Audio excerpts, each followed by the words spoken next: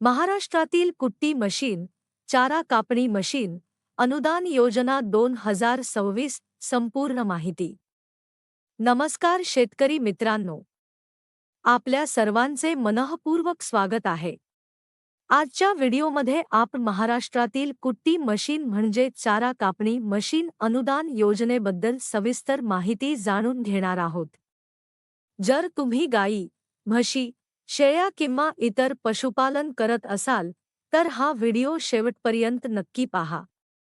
सर्वप्रथम जाणून घेऊया कुट्टी मशीन म्हणजे काय।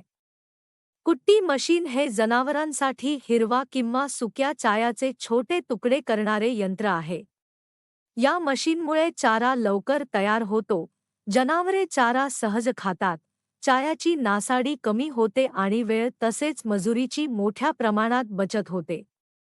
कुट्टी मशीनचे फायदे: चारा कमी वेळात तयार होतो, मजुरीचा खर्च कमी होतो, चायाची नासाडी कमी होते, जनावरांना चारा पचायला सोपा होतो, पशुपालन अधिक फायदेशीर बनते, दूध उत्पादन वाढण्यास मदत होऊ शकते।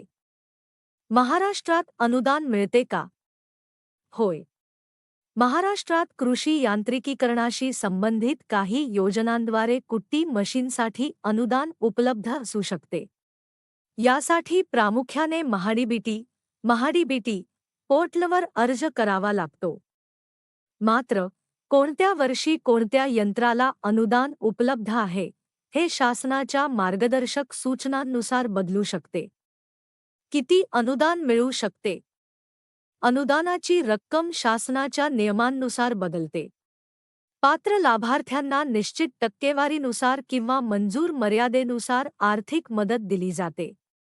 त्यामुळे अर्ज करण्यापूर्वी अधिकृत महाडीबीटी पोर्टल किंवा कृषी विभागाकडून अद्ययावत माहिती तपासा।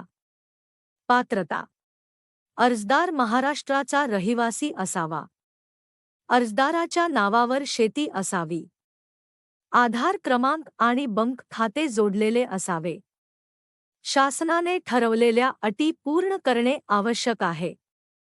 आवश्यक कागदपत्रे: आधार कार्ड, 7/12 उतारा, 8 उतारा लागू असल्यास, बँक पासबुक, मोबाईल क्रमांक, पासपोर्ट आकाराचा फोटो। इतर आवश्यक कागदपत्रे शासनाच्या नियमानुसार। अर्ज कसा करायचा? 1. महाडीबीटी पोर्टलला भेट द्या. 2. नवीन वापरकर्ता असल्यास नोंदणी करा. 3. लॉग इन करून कृषी यांत्रिकीकरण योजना निवडा. 4. कुट्टी मशीन किंवा संबंधित कृषी अवजारासाठी अर्ज भरा. 5. आवश्यक कागदपत्रे अपलोड करा. 6. अर्ज सबमिट करा. 7. कर्जाची स्थिती वेळोवेळी तपासत रहा. 8. निवड झाल्यानंतर शासनाच्या सूचनांनुसार पुढील प्रक्रिया पूर्ण करा. महत्त्वाच्या सूचना: कोणतेही यंत्र खरेदी करण्यापूर्वी संबंधित योजनेत त्याचा समावेश आहे का याची खात्री करा।